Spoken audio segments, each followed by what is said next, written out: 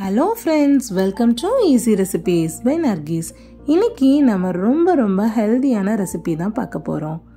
பூசணிக்காயில நிறைய fibre content இருக்கிறதுனால அது ரொம்ப உடலுக்கு ஆரோக்கியத்தை தருது. அதனால வாரத்துக்கு ஒரு முறையாவது உணவோட சேர்த்துக்கிறது ரொம்ப நல்லது. இன்னைக்கு நம்ம பூசணிக்காய் பொரியல் எப்படி செய்யலாம்னு பார்க்க போறோம். பேன் ஹீட் ஆனதும் 1 டேபிள் ஸ்பூன் ஆயில் ஊற்றிக்கோங்க.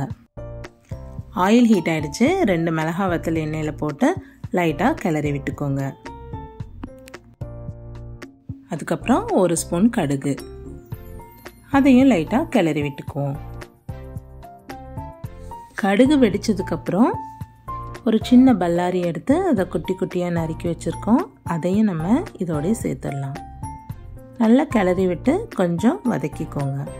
வேணும்னா இதோட கருவேப்பிலையும் சேர்த்துக்கோங்க, ரொம்ப நல்லாயிருக்கும். பொதுவாக பொரியல் பண்ணும்போது எந்த காய்கறியாக இருந்தாலும் குட்டி குட்டியாக தான் நம்ம கட் பண்ணி வைப்போம். அதே மாதிரி நம்ம பூசணிக்காவையும் நல்லா குட்டி குட்டியாக கட் பண்ணி அதையும் இதோட சேர்த்துக்க போகிறோம். எல்லாம் நல்லா மிக்ஸ் ஆகுற மாதிரி கிளறி விட்டுக்கோங்க. இப்போ நம்ம பொரியலுக்கு தேவையான மசாலா சேர்த்துடலாம்.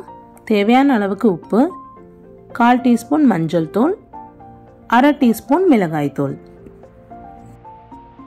நான் இன்னைக்கு காரமாக பொரியல் வேணுங்கிறதுனால 1/2 டேபிள் ஸ்பூன் மிளகாய்த்தூள் சேர்த்துருக்கேன். உங்களுக்கு காரம் குறைவாக தான் வேணும்னா நீங்கள் 1/4 டீஸ்பூன் அளவுக்கு மிளகாய்த்தூள் சேர்த்தா கரெக்டாக இருக்கும்.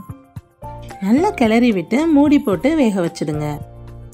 5 நிமிஷம் கழிச்சு நம்ம ஓப்பன் பண்ணி பார்க்கும்போது இந்த மாதிரி தான் பொரியல் இருக்கும். பாதி வெந்துடுச்சு.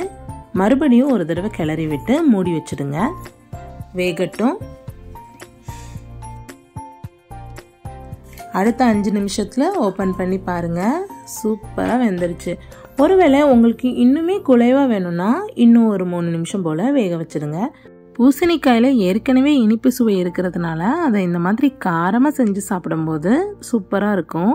கொஞ்சம் காரம் கொஞ்சம் இனிப்பு, ரொம்ப நல்லாயிருக்கும். இந்த வீடியோ உங்களுக்கு பிடிச்சிருந்தா ஈஸி ரெசிபீஸ் பை நர்கிஸை சப்ஸ்கிரைப் பண்ணுங்கள்.